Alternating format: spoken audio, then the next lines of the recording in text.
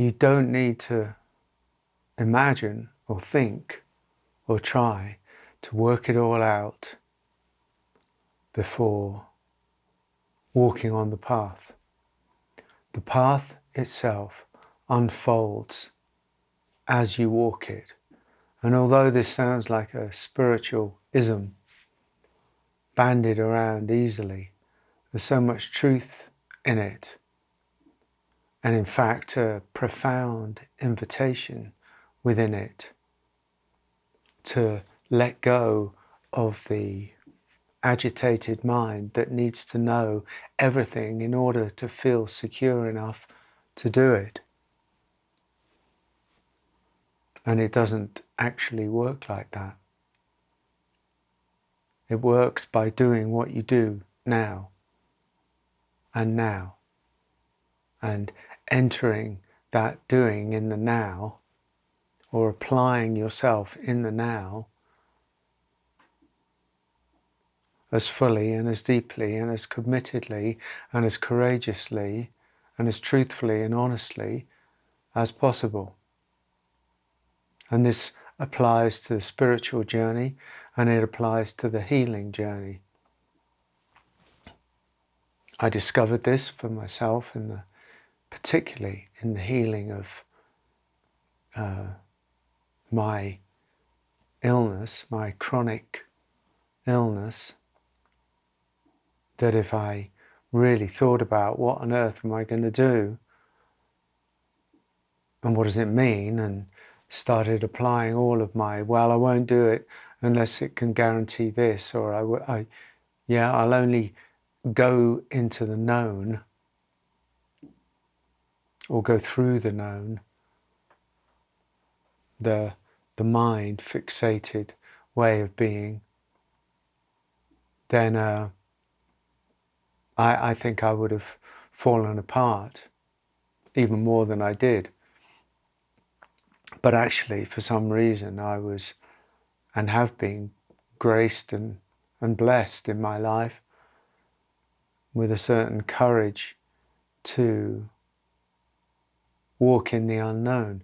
I think it probably came from early experiences where I was plunged and thrust into the unknown, and so I learned to walk there.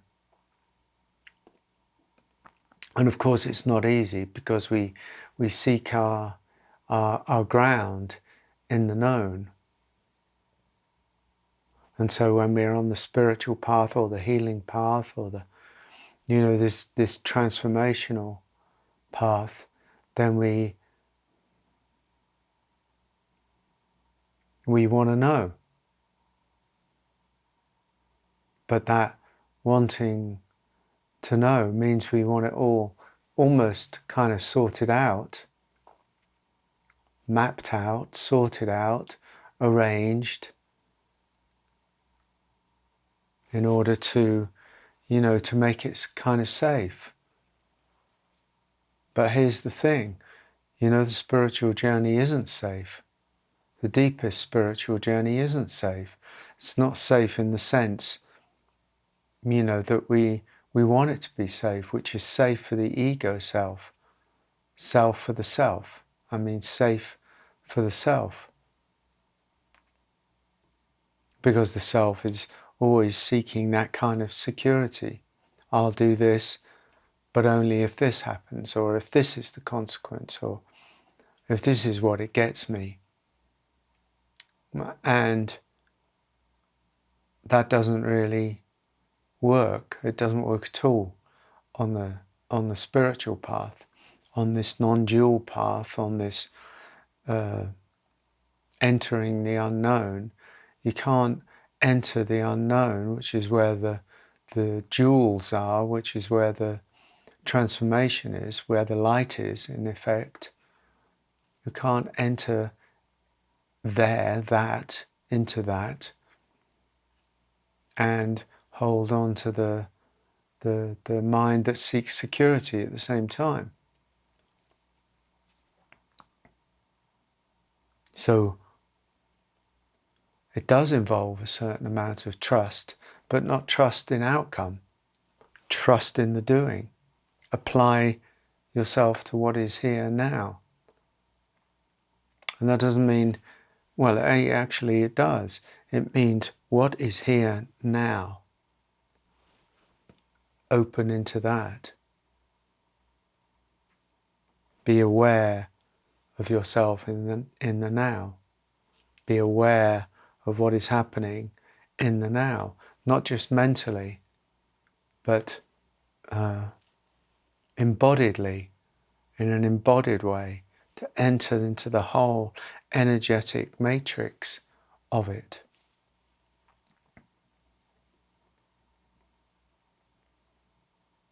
See, we try to barter our way through. We want to barter our way into the kind of freedom that we seek, but there is no bartering that works, because only opening works, only the openness, only awareness, only allowing and the deepest acceptance works. And that means we have to sacrifice this kind of left brain knowingness that runs our lives and runs the whole show. So it calls us to this deepest trust,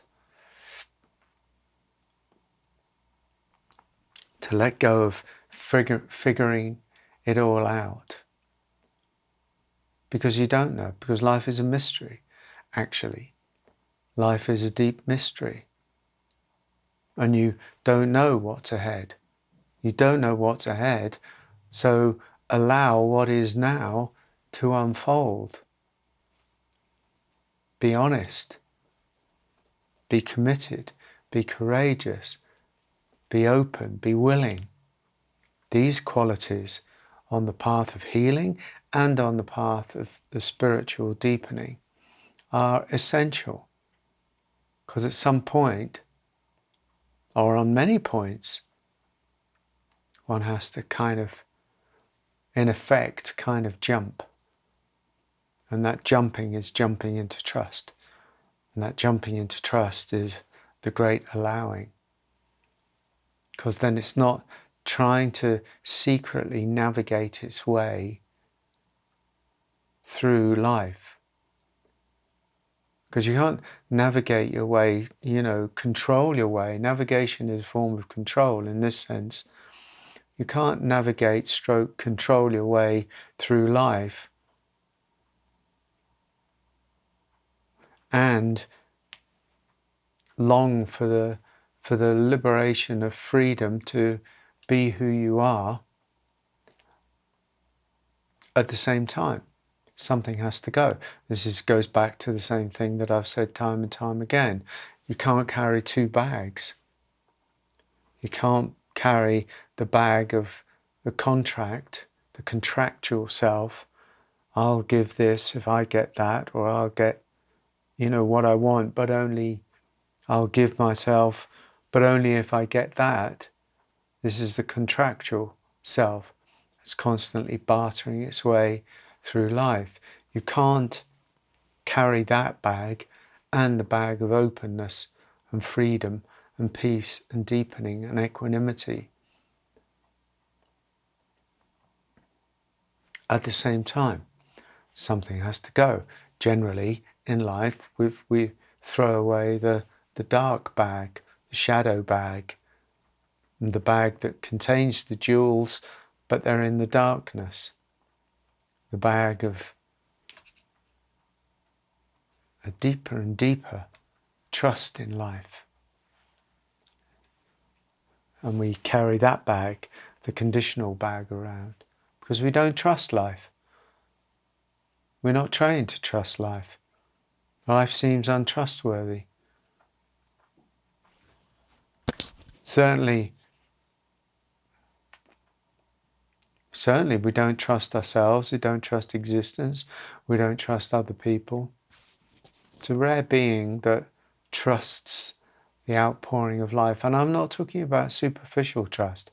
I'm talking about a real deep sense that life is good, despite even what it shows up like.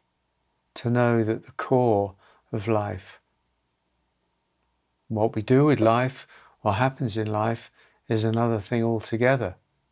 But actually, the deepest core of life, which is our God essence, which is our divine spirit, is deeply good.